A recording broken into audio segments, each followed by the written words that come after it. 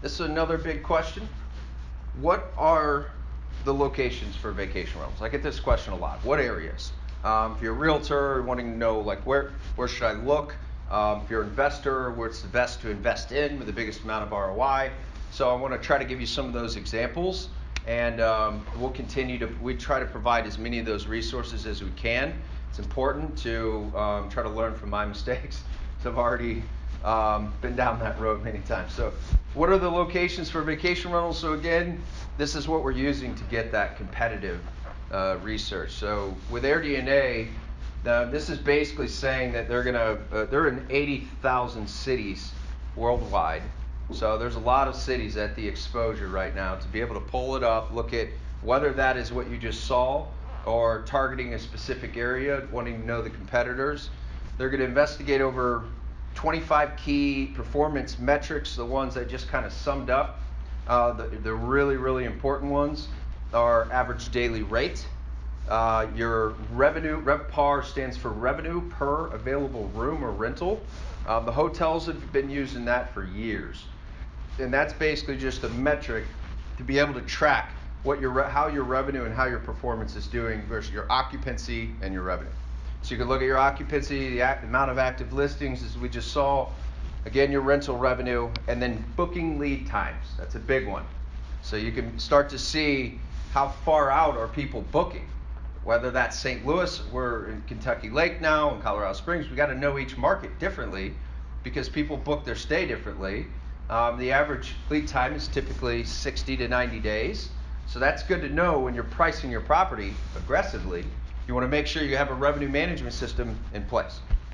And then this is an example for you guys, and I can go to any area. For sake of time, I just kind of picked some that were some high performing areas. Most of you are probably familiar with Shaw in South City. Shaw wasn't always a great area, but it is now. Shaw is a beautiful, beautiful area. It has changed a lot. I keep up with a lot of the markets, one for the development side of our company as we started, and now for the management side. What I always tell people is to pretend, if you don't have all this analytical crap, just pretend that you're driving from the airport. And what would you see on the way to the property? So it's a little bit different from a traditional rental because you're inviting families in, you're inviting people that don't know St. Louis like we know it. Like we could know that Shaw is a beautiful area. We could know that McKinley Heights is an up and coming area. We just finished some properties there. But somebody else might not know that. So what are you going to see on the way there? And if you would feel comfortable staying there, it's probably going to be a good vacation rental fit. But we can run the analysis to remove that theory as well. So in Shaw, these are the top 10 vacation rentals in Shaw as of June of 2019. It's sorted by revenue and out of 43 properties. So you can see property number 1 is up to, I think, 96,000 there, and then it goes all the way down to 31,000 at the bottom. And we have a turnkey model where we have started to, over the last couple years, offer up some of the properties that we've had that used to bear hug onto, and those are the top 3 in Shaw are now owned by our investors and a couple of my mom. So top properties in St. Louis. This will show you also, you can look and see out of the entire 1,700, that's just for the city. If you get out into the county, you get into different metropolitan areas, you can actually run it by zip code and you can run it by neighborhood and area. So you can get real nitty gritty with it, or you can go out to all of St. Louis, and that's where you can see this. You can see the top properties that are in there now, amongst a lot of other stuff that I won't go entirely into. Next question is that we get a lot of benefits of vacation rentals versus long-term leases. So whether that is being answered for the city or an investor or a realtor or a homeowner, we try to run as much of our own mistakes, experience, or case studies to answer this. So some of the benefits, the pros, we'll start with revenue and a higher ROI. So that's why we got started. I mean, we tested it out on one of our traditional rentals. We were getting $850 for the other rentals in the building. It was doing okay. It was a 4-family, and we doubled that without really knowing what we were doing. We were really rookies at the time, and it still doubled the rent very quickly. Now it's we have a lot of stats and case studies to show exactly what we think it can perform at and the difference, but there's not a single case study out there, and if you're doing it right, that doesn't show that the revenue or your return on your investment is not going to be more. Maintained more frequently. This is something I didn't really think about until I got into it, but I was a landlord a lot longer before I was a vacation rental host or manager.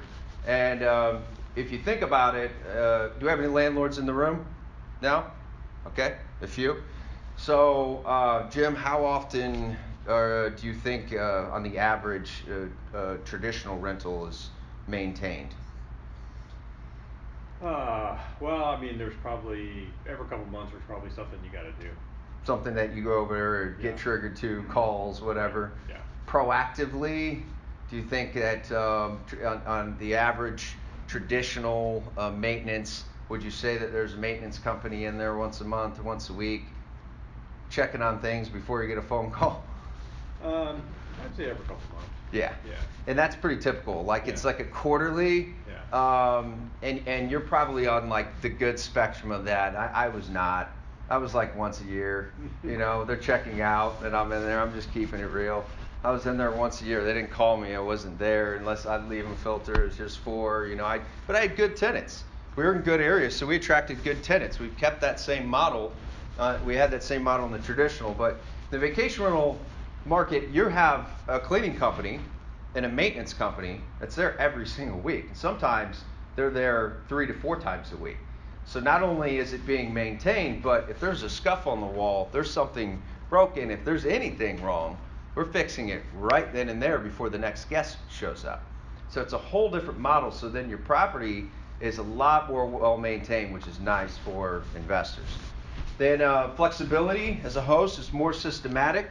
Fixed income versus revenue share. There's lots of different options. You could have fixed income. We partner with rented.com, that's at the bottom of the screen. They're a very smart company. They back host. They kind of bridge the gap between investors and host, and they will back a host or a management company up to $150 million in capital and put out a secured income for an investor that doesn't really want to take as much of the risk or the upside. And they'll put out a secure income floor that's still a lot more in traditional income. So that's good to know. Then hosting experience, guest interaction. There's a lot of hosts that I talk to that they love it. They love the people they meet. They love the relationships that are built. Sometimes we have people staying from St. Louis. It's not always travelers. So just building that relationship is a pro. Improves the economy. I think we all get this. Like tourism it's definitely a good thing. The amount of taxes and things that it does for our economy. We have, I've talked to a lot of hosts at some of our events that they'll have flyers, they'll go to local businesses, they'll do all these different things that are ready for the guest. We have a welcome app, and you can basically give the guest a coupon, talk to the business, and you're now naturally you're going to send it in with tourism, but there's lots of efforts to do that as well and help flourish the economy. So additional taxes, be a fun one to get to when we talk about some of the new legislation changes. And then there's again lots of case studies that we're pulling in this stuff from. Some of the cons, legislation to me is the first one that jumps out. So that's been a lot of my time recently. Legislation or regulation concerns, I would say that's probably number one. And so knowing the city that you're going into, we were having a conversation right before this, just talking about an HOA situation. I always tell everybody path of least resistance. Whenever you're investing into any property, it's easier to know what you're up against. And St. Louis is not pushing back on it, but there are a lot of cities that are. Now there's different things that they're pushing back on, and we'll talk about that in a minute. But there are cities that you don't necessarily want to go into just yet, or HOA. There's a lot of homeowners associations, so you want to pay attention to that type of stuff because sometimes it's not worth the battle, in my opinion. Upfront cost and furnishings.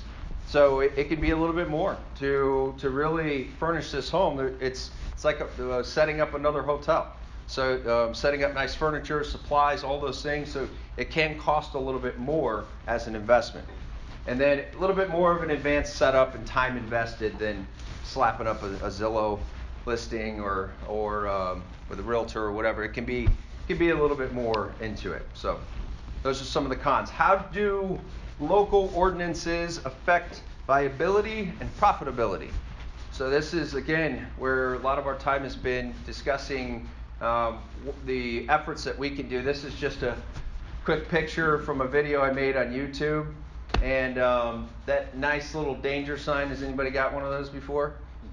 Hopefully not. Thankfully haven't gotten one. Okay, good. Well, I've gotten a few. I'm collecting them now. And I wanted to, what that means is that occupancy was something that we recently had to work with the city on. And cities are real big on trying to get it to be somewhat apples to apples, like the hotels and the vacation rentals, get them apples to apples. So the last time we were at the city hall, I talked to one of the aldermen, and biggest thing they wanted to hear about was taxes. And so I asked him what the taxes were for vacation rentals, and he didn't know. So I told him it was about 17. I think it's now up to, it changed. It's 17.33%. That covers the lodging, the sales, and all of that. The guests pay that, so the hosts don't need to. And then Airbnb, if it's through that channel, they'll collect it, they'll remit it to the city. And so that's a very good thing. That's a lot of tax dollars, which you'll see in a minute. But when it came to occupancy, I asked him, so if we want to be apples to apples there, what about occupancy? So the reason why I have a condemned sign there at my mom's property, it's a 4-bedroom, almost 2,000 square foot home, 2-level, and the legal occupancy is 5. And I'm like, okay, so how do we get 4 in a hotel room, and sometimes 5, but we can't put 5 in a 4-bedroom home? And he had really nothing to say. So that started a lot of, we have a working relationship with the city right now. We'll get into that, but we made just kind of a fun video highlighting some things on YouTube, and then we basically try to put that out to the city hall and leaders, really just to show we're here to help. We're here to offer us as a resource, work with you. That way we can kind of stay ahead of it and make sure that we're genuinely trying to help the city and help them with the decisions that benefit them and overall fair legislation compliance.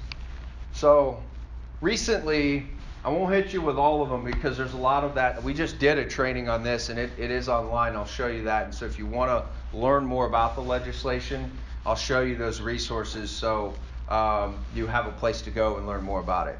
But recently, to hit what just recently happened, for those of you that don't know, the recent tax assessment in St. Louis, the St. Louis tax assessors, Michael Dauphin leads that team, reassessed 235 properties. They mailed out 235 letters that were allegedly discovered as short-term rentals from a 19% property tax to a 32% property tax. And so that's a nice little jump. It's a lot of money. And so we jumped on that initiative. That's what sparked that video and a lot of things. I'm a part of I have 2 nonprofits, JC Gives Back, which is centered around education, and then STLSTR.org, so it's a St. Louis short-term rental association. We have about 450 members now, and I co-founded that nonprofit with a lot of other just phenomenal people, and we got a meeting coming up with the mayor, and we're constantly just trying to stay on top of it. So that we already met with the Michael Dauphin and his team last week, and basically that was a great foot in the door. But it's basically at the state level that we got to have our next conversation. So we're going to continue those efforts. Because out of those 235, there's only about 190 that were actually Airbnb, and then we had just sold a property about a month prior to that was reassessed. So our whole thing was, look, we're not here to call you out. Kinda, but we're not really just here to call you out. We're here to show you we actually have the analytics to make your job easier. So that's a lot of what our whole purpose was let us help you and let us be a resource so we can collaboratively accomplish fair compliance. I didn't come up with that idea, I stole it from other cities, and that's what they do, and that's what's worked. So this just kind of talks about where that's at. If you ever want to see any of that information on that nonprofit, it is definitely in its infancy, but we do monthly events and get together and talk about that stuff. Here's some cool stats. This is kind of the first thing that I wanted to discuss at the assessor level, is just kind of what's happening if I wanted to know, like, what's the reasoning. I came in listening for the first 20 minutes of just why are you going, what is the approach for this, what's the purpose. We know you want more tax dollars, but what's the real reason?